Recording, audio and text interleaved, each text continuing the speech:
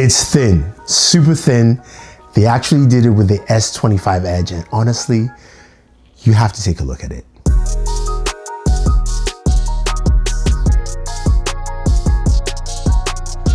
So when Samsung announced the S25 Edge at the Galaxy S25 launch event in January, we were like, okay, cool, it's a thin device.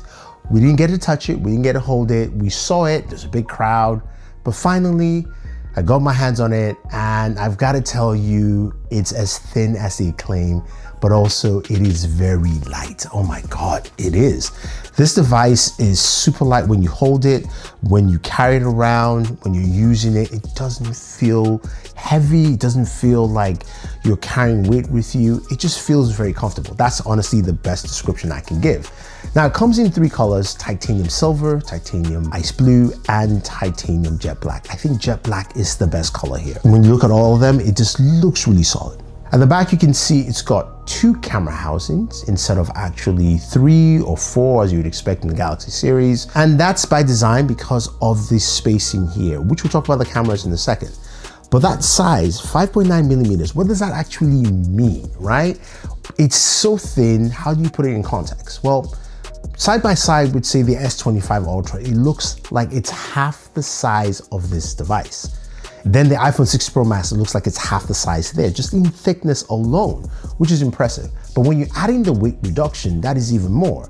The S25 Ultra is 218 grams, the iPhone 6 Pro Max is 227 grams, while the Edge is 161 grams, so about 55 plus more in terms of weight reduction from both devices. But you're thinking, that means we're losing something. Well, Samsung says, no, not really. We're going to pack in as much as possible in here for you.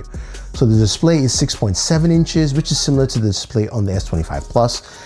It's, of course, an OLED display. It looks absolutely gorgeous, 120 Hertz, beautiful looking display, super smooth as you would expect. Under the hood, we have the Snapdragon 8 Elite chipset. So the same chipset across the S25 family, which is nice to see, with 12 gigabytes of RAM and storage options of 256 and 512. So you've got a very robust internals here for use, which is great because I can't wait to check out gaming on this device. Also see what the performance does as well.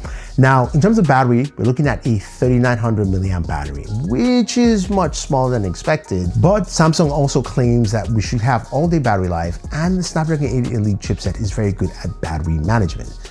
That has to be tested, and we'll do that in our gaming test. Plus the speakers as well, stereo speakers, see how well they sound. Are they louder? Are they bigger? New speaker test is coming out soon, guys, so this should be fun.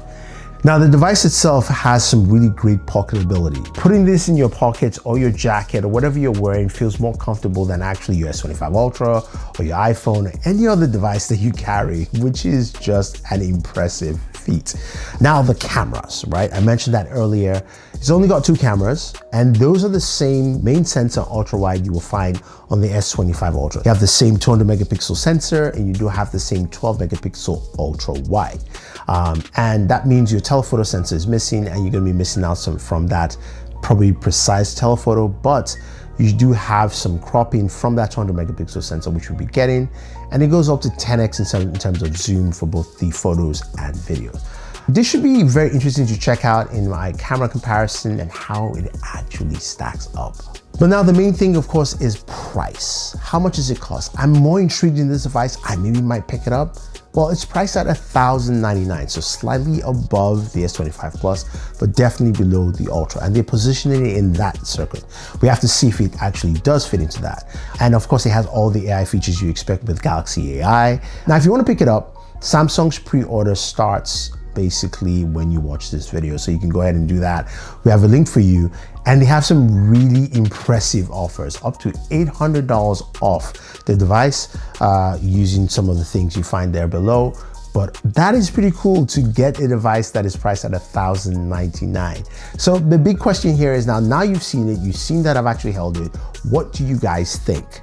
Let me know your thoughts. I'll have some more content for you on the S25 Edge. There's gonna be gaming content, speak tests, some comparisons. This should be fun. Thank you guys, and always enjoy your entertainment.